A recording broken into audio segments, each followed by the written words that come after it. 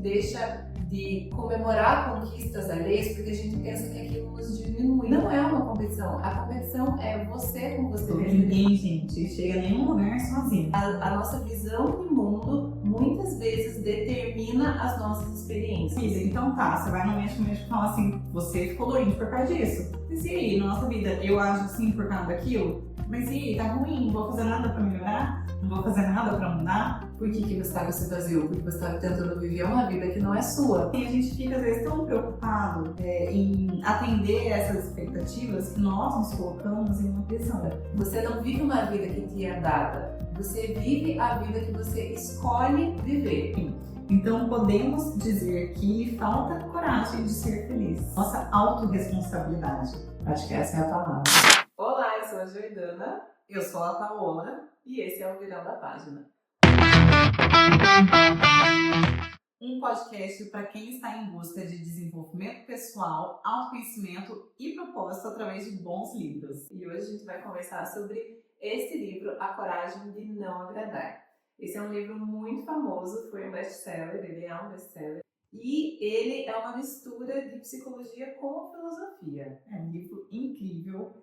Ele, principalmente, a gente vai falar muito aqui que ele é tão fácil de ler, ele é tão gostoso de ler que a gente não vê o tempo passar, pelo menos foi assim comigo. Sim. A busca principal do jovem e também dessa filosofia é entender como ser feliz, né? Como buscar a felicidade e como superar os obstáculos que a gente encontra durante essa busca pela felicidade. Acontece o livro inteiro entre um diálogo entre um filósofo e um jovem. Que esse jovem, ele questiona o tempo todo a teoria desse filósofo e o filósofo ali tenta explicar o porquê disso que a gente vai desenvolver ao longo desse podcast. Os autores tentam replicar a transmissão de conhecimento de Sócrates e de Platão, porque o Sócrates ele transmitia todo o conhecimento dele a partir do diálogo, da fala, e era Platão quem de fato escrevia as ideias de Sócrates. Ideias, porque Sócrates não deixou o legado dele por escrito. Quem fez isso foi Platão e o livro remete a isso, entre esse diálogo entre o filósofo e esse jovem. E isso traz bastante fluidez para o livro também. Eu acredito que esse é um dos motivos pelos quais é tão fácil de ler ele. Entre vários livros que eu já li também de autoconhecimento, de desenvolvimento, acho que para quem quer uma coisa rápida, que faça sentido ali naquele momento, esse livro é ideal. Tem livros muito maiores, eu acho que muito mais maçantes e que você vai ter que ler assim por muito tempo para você chegar ao que você quer. Esse livro não, de uma forma bem sucinta, bem fluida, através desse diálogo, passa essa mensagem do autoconhecimento bem rápida. Uhum. E a base desse diálogo é justamente a filosofia de Alfred Adler. Eu não conhecia esse psicólogo. Não conhecia, gente. Na verdade, ele é um psicólogo, né? Filósofo.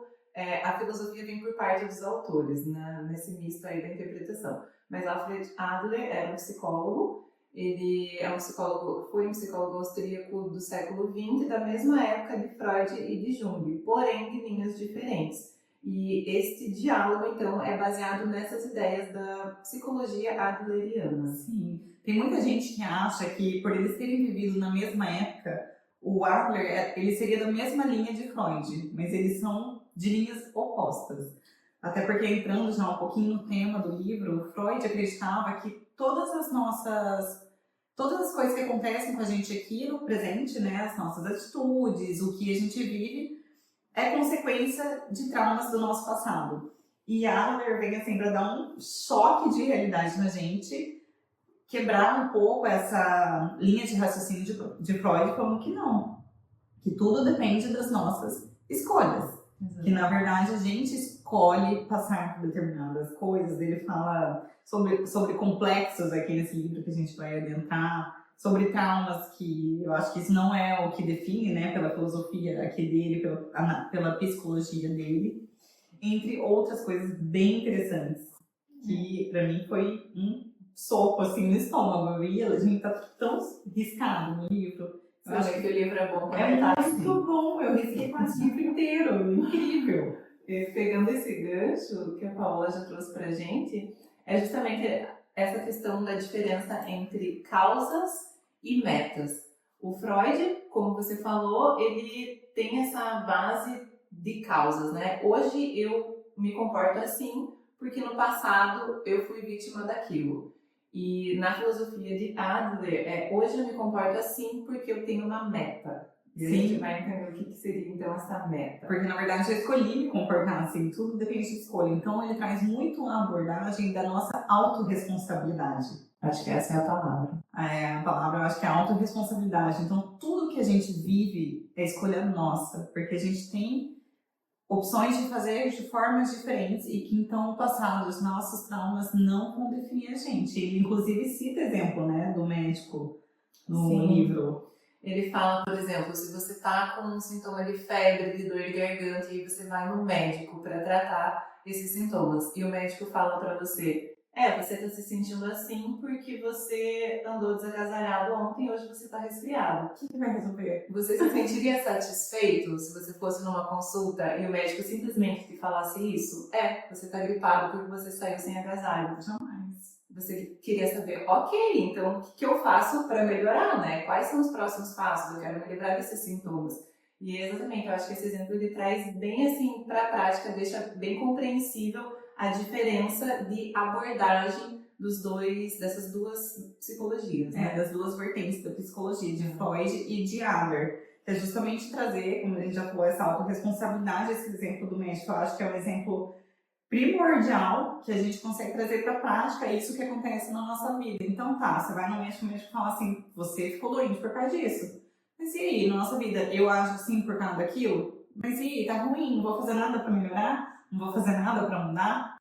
Aí que tá, a coragem, não agradar e a coragem de mudar as coisas. Uma frase, na verdade um parágrafo que resume bastante essa ideia de experiências passadas não nos definem, até peço uma licencinha para fazer a leitura desse trecho, porque eu acho que ele é realmente bem forte. E é quando ele fala assim no livro, nenhuma experiência é em si a causa do nosso sucesso ou fracasso. Nós não sofremos do choque de nossas experiências, ou seja, do chamado trauma, mas o transformamos em algo que atende aos nossos propósitos. Não somos determinados por nossas experiências, mas o sentido que damos a elas é autodeterminante. É muito aquilo que você falou, da forma como a gente enxerga e se comporta a partir do que nos é dado. Exato. Sim. Senão a gente vai viver sempre justificando, sempre colocando a culpa no que nos aconteceu lá atrás, nos nossos traumas, e a gente acaba se colocando numa posição de vítima. E é muito chato a gente ficar perto de pessoas, não sei se você concorda, que, gente, sempre estão se vitimizando, sempre é culpa de alguém, ou o trauma da infância, ou o pai que é assim, ou porque o relacionamento era assado, sempre é o outro, e a pessoa nunca assume de fato a sua autorresponsabilidade. Então esse livro aqui é um convite para a gente mudar tudo que a gente pensa até então sobre felicidade, sobre reconhecimento e liberdade interior também, porque ele puxa muito para a gente se questionar por que a gente busca tanto a aprovação dos outros. E o que isso nos causa? Por quê? É a prisão e a liberdade que ele fala no livro. Com certeza. E conceitos que eu acho que são bem legais que ele traz nessa ideia é justamente o conceito de subjetividade e objetividade. O que isso significa?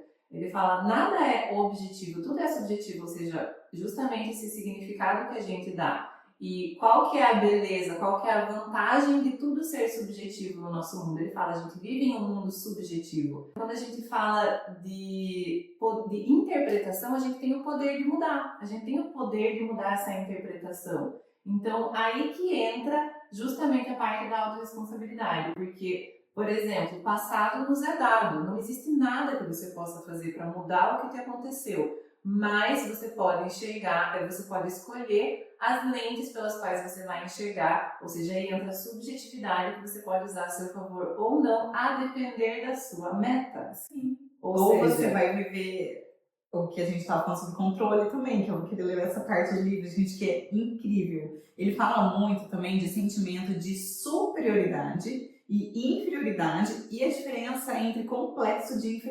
inferioridade. Que até determinado ponto a gente ter um sentimento de inferioridade é positivo, porque isso nos motiva a melhorar. Eu estou me sentindo aqui inferior por alguma razão, então eu vou buscar uma melhoria. Então, ele fala de um sentimento de inferioridade saudável, positivo, o que é diferente do complexo de inferioridade. Que a pessoa que tem um complexo de inferioridade, ela busca meios ruins, não saudáveis, para se sentir superior sobre o outro. Essa pessoa que tem um complexo de inferioridade, ela usa esse sentimento, que é um sentimento saudável, como desculpa para ir subverter um pouco as coisas e até se passar por superior. Então é a pessoa, por exemplo, que usa das desgraças que aconteceram na vida dela, dos traumas, das coisas ruins, para falar, nem tenta me consolar, você não entende o que eu passo. Então, de alguma forma, ela fica especial por conta de toda aquela dificuldade que ela teve no passado, as dificuldades que ela vive hoje. Aquilo faz dela especial. E esse aspecto aí, justamente o fato de se sentir, ainda que inconscientemente, especial por isso, faz com que a pessoa se apegue a isso. Então, ela se apega ao sofrimento, à negatividade, às coisas ruins, porque é justamente isso que faz dela uma pessoa especial. Na cabeça dela, Exato. né? E eu vou ler a parte, justamente essa parte do livro que eu risquei ela quase inteira, que fala sobre isso, é bem interessante, porque a gente vê isso acontecendo com pessoas na prática. Inclusive, o filósofo traz para esse livro que se trata de pessoas feridas, de pessoas doentes, e vamos ver se vocês reconhecem alguém assim, esse padrão. O filósofo falando, aquela pessoa que, por exemplo, se gaba ao falar de como foi criada quando pequena e dos diversos contratempos que teve. Se alguém tenta confortar essa pessoa, que foi o que a Jor falou, ou sugerir uma mudança, ela recusa ajuda dizendo, você não entende como eu me sinto. Aí já coloca de uma maneira como se ela fosse especial, acima das outras. Ele continua, com isso, minha posição passa a ser superior à das outras pessoas e posso me tornar especial. Muitos tentam ser especiais, adotando esse tipo de atitude quando estão doentes ou feridas, ou angustiadas por causa de uma decepção amorosa. Sim, usam o próprio infortúnio para tentar controlar o outro. Então, criam essa narrativa na cabeça de histórias que aconteceram no passado, de traumas do passado, que a pessoa acha que é um trauma, usa isso como uma muleta para contar uma história, para viver aquilo, se fazer de coitado, de vítima, de ficar nessa espécie com a que os outros não entendem ela e se tornar especial por esse motivo e controlar a narrativa e controlar as outras pessoas, a famosa manipulação. Eu acho que aí está justamente o conceito de meta dessa psicologia de Adler, que no caso, qual seria a meta dessa pessoa então quando ela se sente especial a partir das desgraças da vida dela? A meta seria controlar, ainda que de uma forma inconsciente. Acredito eu que isso pode ser consciente ou não, mas a meta dela vai ser sempre controlar e ser sempre especial. E aí o meio que ela tem para fazer isso é, por exemplo, reforçando ali as coisas negativas, se apegando às coisas negativas da vida dela. Aí que tá a diferença. Esse que é o conceito que às vezes ele fica um pouco difícil de entender, mas quando o Adler fala de meta do presente, é justamente isso. O que você quer agora? E aí ele traz diversos exemplos no livro. Ele fala que é muito comum, inclusive, que as pessoas tenham queixas e mais queixas, que elas estejam insatisfeitas com a vida delas. Agora, se elas vão ter a coragem de fazer algo para mudar é outra coisa, porque aí que entra. Ela tem a meta de realmente mudar, porque a sua meta pode ser simplesmente continuar onde você está, porque é um lugar que para você é familiar e confortável. Então, ainda que você esteja insatisfeita com certos aspectos da sua vida, você não faz nada para de fato mudar, porque isso vai te gerar um desconforto, vai ter um preço, e a gente sabe disso.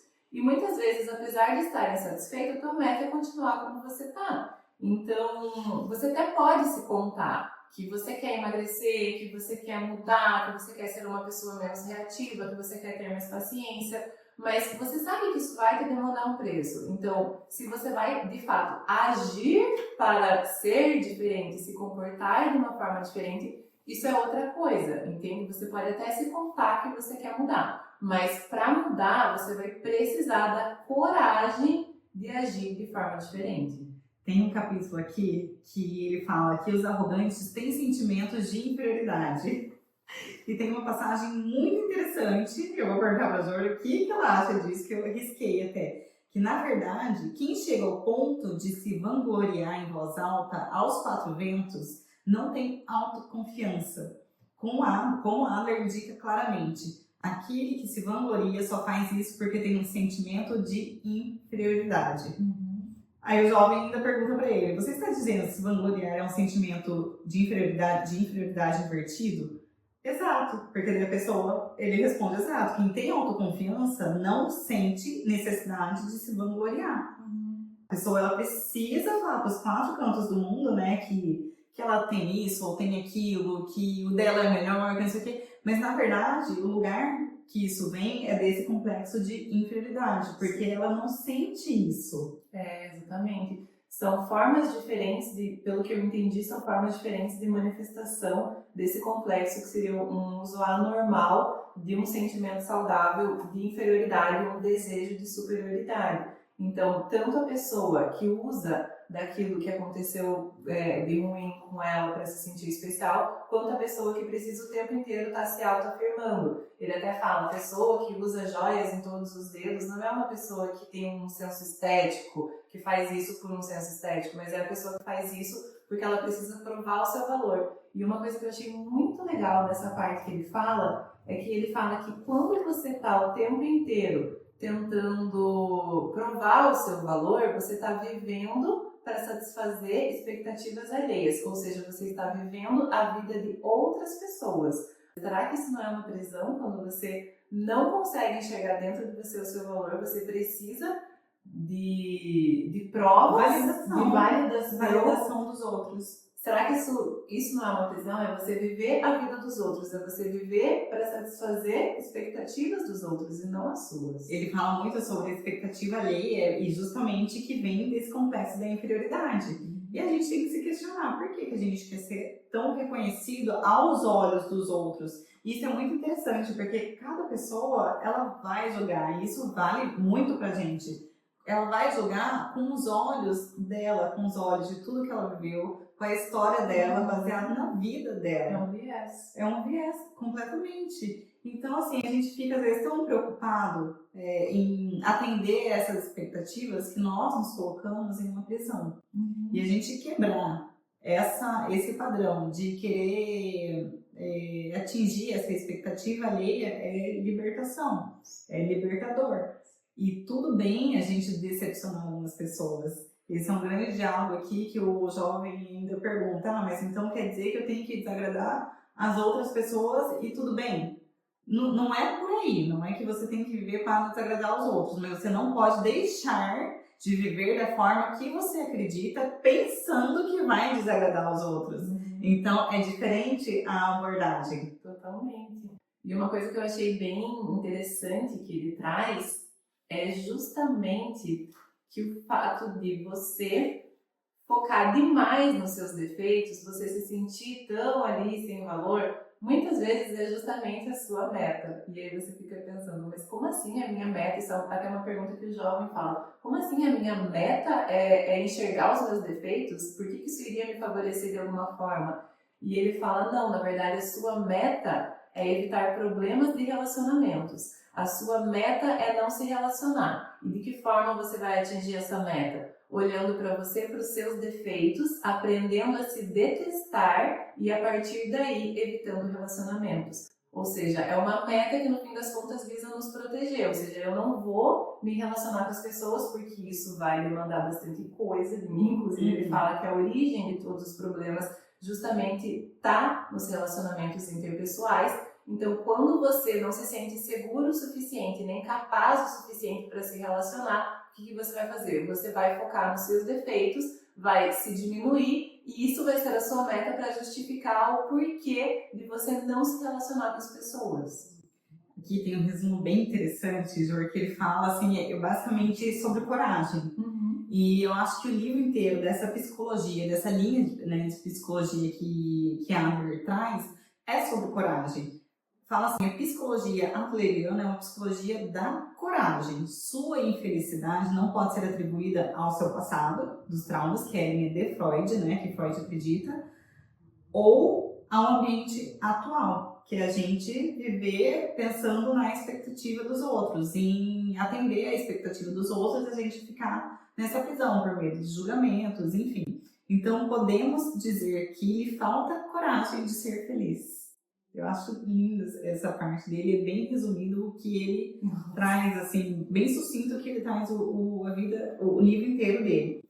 Embora seu estilo de vida atual tenha algumas inconveniências e limitações, você provavelmente considera prático e acha mais fácil deixar as coisas como estão. Aí entra a parte do nosso comodismo, né? Que a gente conhece, aquele estilo de vida. Então, pra gente, é muito mais fácil continuar do jeito que a gente está do que enfrentar o desconhecido, do que passar por uma mudança.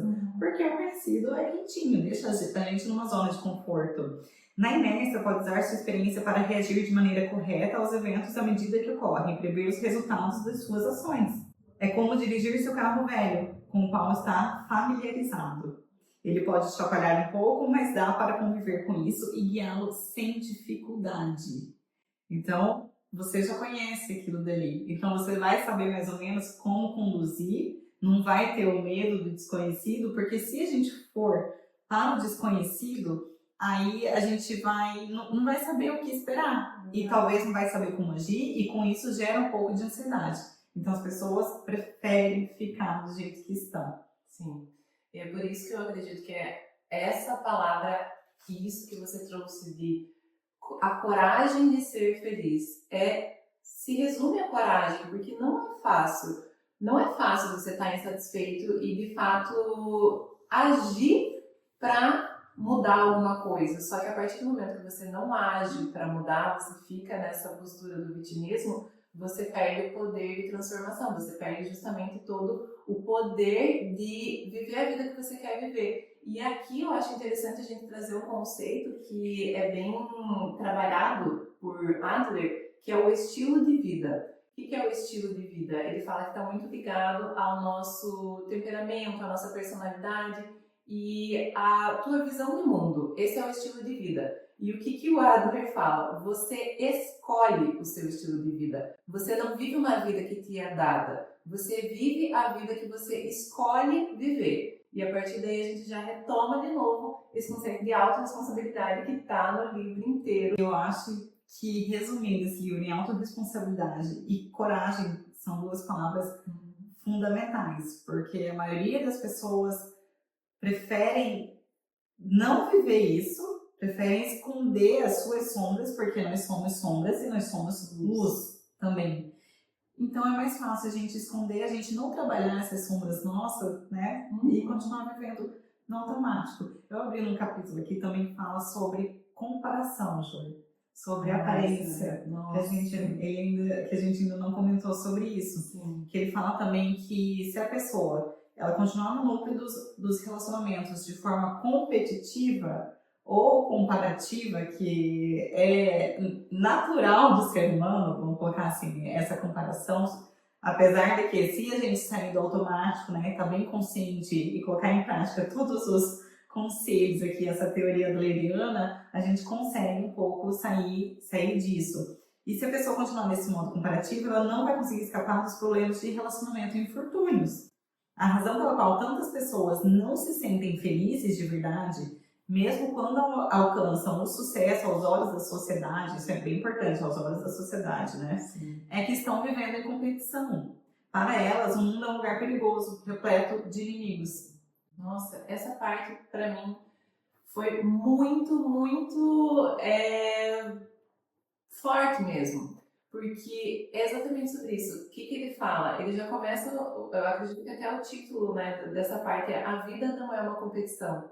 E isso faz cair por terra tanta coisa. Primeiro que ele já fala que assim, os nossos relacionamentos, a partir do momento que você acredita que você está certa, automaticamente você acredita que a outra pessoa está errada. Ou seja, acaba que a sua relação vira uma luta de poder. E a partir do momento que a sua relação vira uma luta de poder, você já não pode mais admitir que você está errada. Você não pode mais pedir desculpa. Você não pode escolher não entrar numa briga. Porque toda vez que você faz isso, você reconhece que você está errada. E você não pode reconhecer que você está errada tendo em vista que você está numa luta de poder. Então, a partir do momento que você entende, a vida não é uma competição. Tudo bem você reconhecer que você está errada, porque no fim das contas você não está perdendo, você não está competindo com ninguém. Isso, eu acho que assim, transforma completamente a forma que a gente tem de se relacionar. Eu acho que até traz mais humildade, assim, porque você passa a ver as pessoas não como suas adversárias. Ele fala, né, a partir do momento que você leva a vida como uma competição, você nunca vai ter paz, porque mesmo que você não seja um perdedor e mesmo que você esteja sempre vencendo, as pessoas serão sempre tuas inimigas, então você vai estar sempre em uma constante competição, você nunca vai ter paz. E a partir daí você vai estar sempre armada, você nunca vai poder estar errada, você nunca vai poder não entrar numa briga, você nunca vai poder dar defensivo, né? Exato. Ele fala que toda inveja, toda comparação, e necessidade de aprovação, na verdade, nasce do nosso sentimento de não aprovação de nós mesmos, da gente não aprovar, não aceitar quem nós somos e também não respeitarmos a individualidade do outro. Sim. Isso acontece, porque também a gente tenta, eu vejo por mim uma coisa que daí vai entrar no próximo episódio, que é uma coisa incrível. Da gente respeitar essa individualidade do outro, que o outro não necessariamente tem que viver a vida com os olhos que a gente enxerga. O que é bom para mim não é bom para o outro. Uma coisa também bem interessante que ele traz aqui é que a gente fica tão preocupado com essa aceitação, essa parte que eu falei, mas por que a gente acha que os outros estão olhando tanto assim pra gente? Por que a gente se acha tão especial assim? Será que tá todo mundo tão preocupado assim com a nossa vida? É muita audácia da nossa parte. É muito legal essa parte que ele fala, inclusive, só você se importa com a sua aparência. Uhum. É exatamente isso. Ele traz, será que tá todo mundo te olhando? Será que você é assim tão importante? Porque dentro da sua visão de mundo, na sua vida, na sua história, tudo bem, você pode achar que tudo tá ali em torno de você, que as pessoas estão te olhando. Até o jovem fala isso, né? Ele fala que ele tem muito medo de que as pessoas estejam observando, que estejam julgando ele, estejam falando sobre ele. E aí o filósofo fala, mas será? Será? Só você se importa com você? Gente, será que não é muita arrogância, fazer muita prepotência nossa, falar que tá todo mundo olhando, a gente é o umbigo do universo? Exato.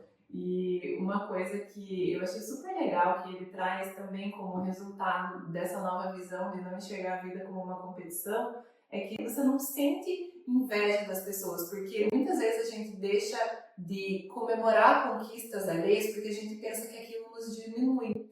Então, esse fulano conseguiu tal coisa, putz, mas eu não tenho tal coisa, então automaticamente você diminui. Você se diminui. Por quê? Porque você... comparação. Exato, a comparação, porque você está na competição. Mas a partir do momento que você entende, não é uma competição. A competição é você com você mesmo. Ele fala muito isso, né? Ele fala, o que é o saudável, então? É você ter como meta você ser o seu melhor, mas não usar outras pessoas como isso. Porque daí a gente vai acabar caindo na comparação e esse infortúnio que ele fala da vida. A gente vai achar que tudo é uma competição, a gente nunca vai estar satisfeito com o que nós temos, que eu acho que é uma grande doença da sociedade, inclusive, que as redes sociais nos trazem essa comparação, esse bombardeio de corpos perfeitos e vida perfeita, que é uma completa ilusão. E daí é aquele negócio, mas por que eu preciso me comparar? O que eu não estou aceitando em mim? Então é sobre você se aceitar. Totalmente. E ele fala, né, a partir do momento que você consegue fazer isso, você consegue ficar realmente feliz pelas vitórias, conquistas alheias, e você consegue inclusive contribuir para as conquistas alheias, porque você entende que aquilo não te diminui, que tá todo mundo ali como você enxerga as pessoas como companheiras e não como inimigas. Exatamente, como companheiras. É tão bom a gente estar nessa vibração de que os outros estão ali também para te acrescentar. Eu inclusive faço um exercício interno de todo mundo tem alguma coisa para me ensinar. Todo mundo tem alguma coisa para contribuir na minha vida. Então eu vou escutar os outros atentamente, porque alguma coisa de boa eu vou extrair de qualquer pessoa que seja que encontrar na rua num dia ordinário, num dia normal. Eu topei com a pessoa na rua, beleza, vou trocar uma conversa ali, alguma coisa essa conversa vai me acrescentar, alguma coisa de bom eu vou extrair. E isso eu tenho pensamento até para coisas ruins. Alguma coisa boa eu vou tirar dessa situação ruim. Eu não vou ficar então no meu papel de vítima. Aí poder e autorresponsabilidade. Exatamente, o que é autorresponsabilidade. E às vezes é até um convite pra gente olhar pra dentro, e Deus também coloca a gente em situações pra gente fazer esse olhar mesmo pra dentro, pra gente evoluir, trazer essa consciência, trazer essa responsabilidade pra gente passar pro próximo nível. E outra coisa também que eu penso muito, ninguém, gente, chega a nenhum lugar sozinho. A gente pode talvez chegar assim mais rápido, mas não vai perpetuar. E não chega tão longe. E não chega tão longe, não vai sustentar. Eu e a Jordana, a gente é prova disso. A gente tá fazendo juntas isso aqui, porque uma completa a outra, a gente se complementa e a gente espera chegar muito longe, né, amiga? Sim, com certeza. E até nisso que você falou de vitimismo, amiga, de retomar, né, a partir de você escolhe enxergar essas dificuldades de uma forma diferente, enxergar como oportunidades que Deus dá para você atingir um próximo nível mesmo. Evoluir. Exatamente, evoluir. Eu achei super interessante que eu estava escutando um episódio daquele podcast de Happiness Lab e a entrevistada era uma psiquiatra que ela estava na linha de frente ali de tratamento das pessoas vítimas do ataque de 11 de setembro. E aí, o que ela achou curioso é que ela traz um dado, né? 80% das pessoas vão sofrer um trauma, vai acontecer alguma coisa grande na vida delas, assim, pensando num aspecto mental mesmo. Mas dessas 80%, de 8 a 10 vão, de fato, precisar de um tratamento psiquiátrico.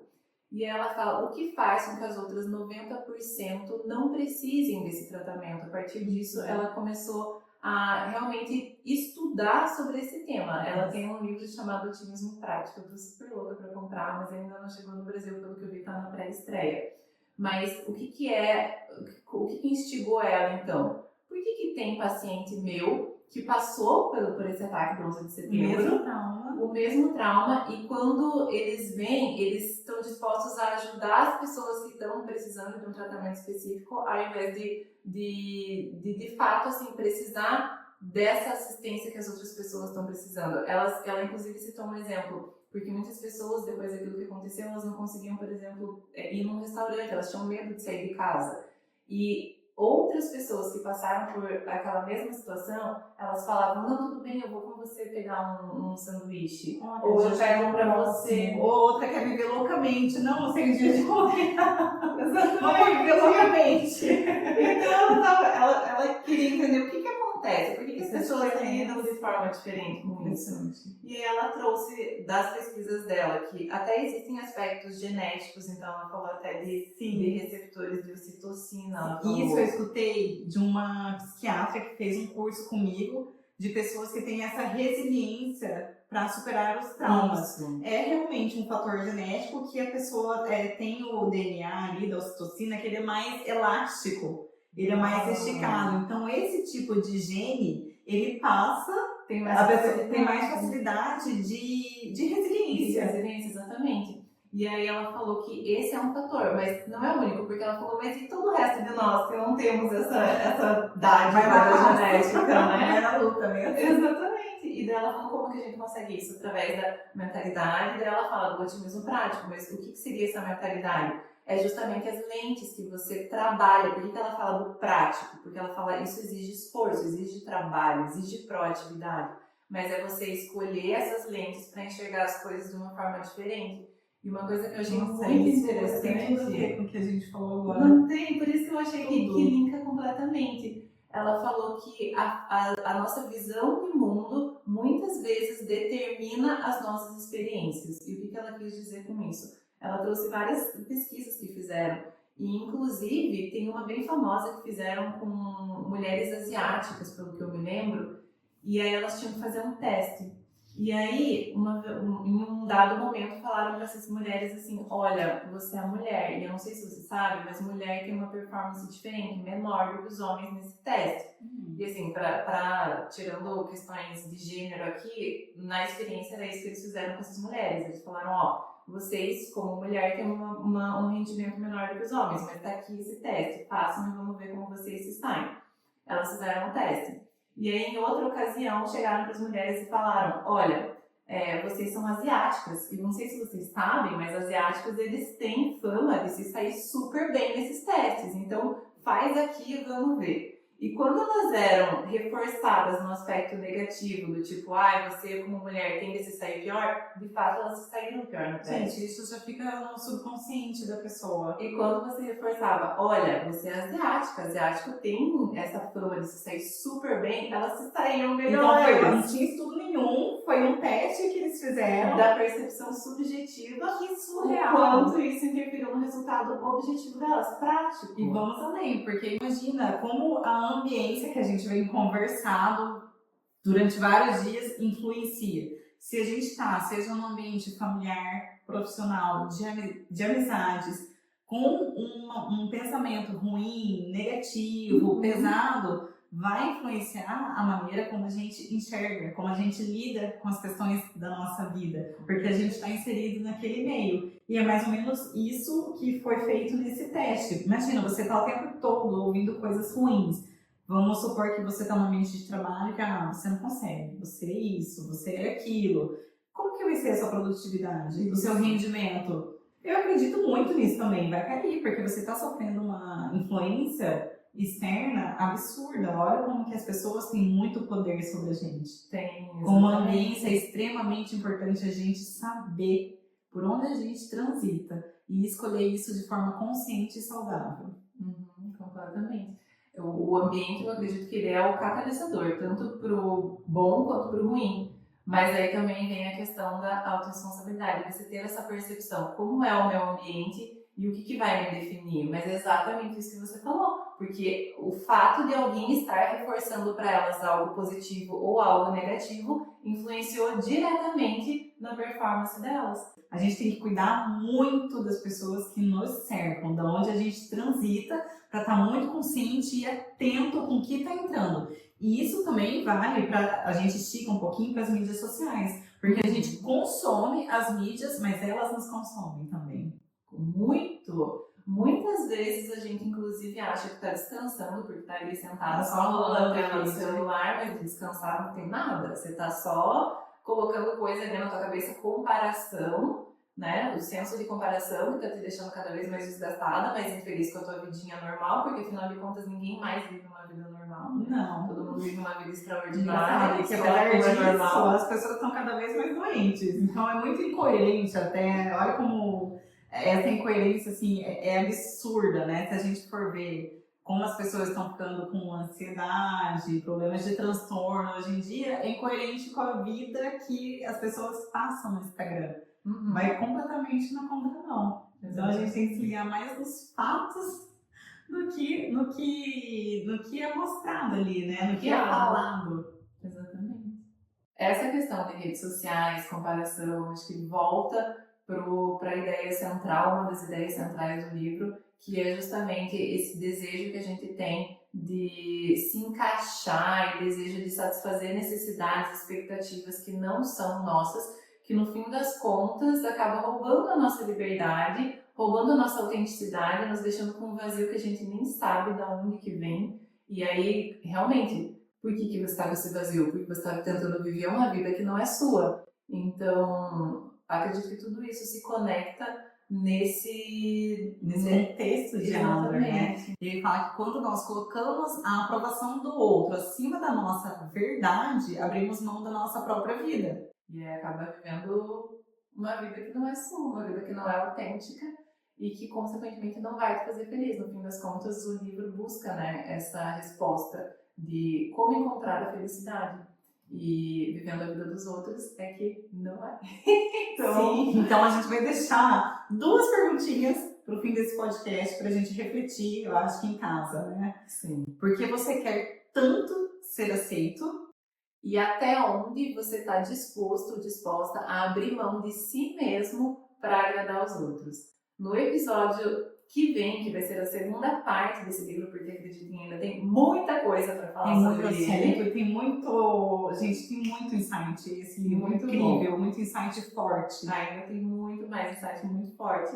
E, inclusive, a gente já vai deixar um gancho aqui para o começo do próximo episódio, que vai ser justamente a definição de separação de tarefas do Adler. Essa foi a melhor parte. Pra mim, essa foi a melhor parte. Gente, saiu como uma luva pra mim, pra eu aprender. E essa parte, essa definição de separação de tarefas é como se fosse assim, tá, a gente falou tanto dessa necessidade de agradar, de expectativas, mas aceito. Como que a gente se cura disso, então? Como que a gente faz para não precisar dessa aprovação? Então, nós convidamos vocês aqui para a gente finalizar esse livro no próximo episódio, que vai ser muito agregador, tenho certeza, para muita gente. A gente vai falar sobre as últimas 3 noites, caso você esteja nos acompanhando na leitura desse livro. A gente espera vocês no próximo episódio. Até lá!